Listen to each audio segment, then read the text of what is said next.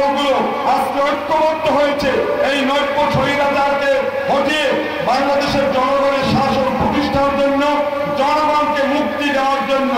আজকে এখানে আপনারা যারা উপস্থিত হয়েছেন, আমি মনে করি আপনারা এখানে এসেছেন কি জন্য? আপনার নিজের প্রয়োজনে, আপনার জীবনের নিরাপত্তা, যানবাহন ইজ্জতের নিরাপত্তা, আপনার শান্তি, এলাকার উন্নয়নের স্বার্থে আপনারা আজকে এই সমাবেশকে সফল করার জন্য এখানে সমবেত হয়েছে। আজকে আমাদের দায়িত্ব হচ্ছে আজকে এই যে জালিম একটা বাহিনী, একটা লুটেরা বাহিনী নতুন সৃষ্টি হয়েছে, এটা আমাদের কথা না।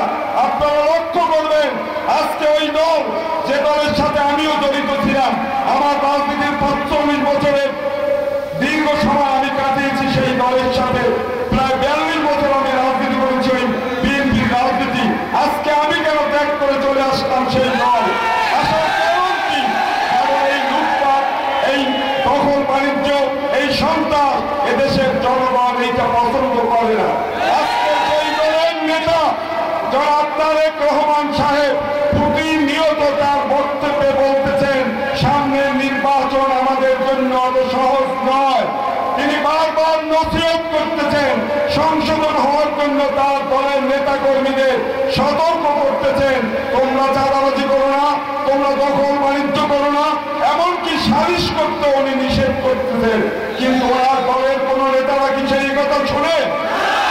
আজকে যে দলের কর্মীরা তার নেতার কথা শোনে না, সেই দলের নেতা তার কর্মীদেরকে আজকে নিয়ন্ত্রণ করতে পারছে না।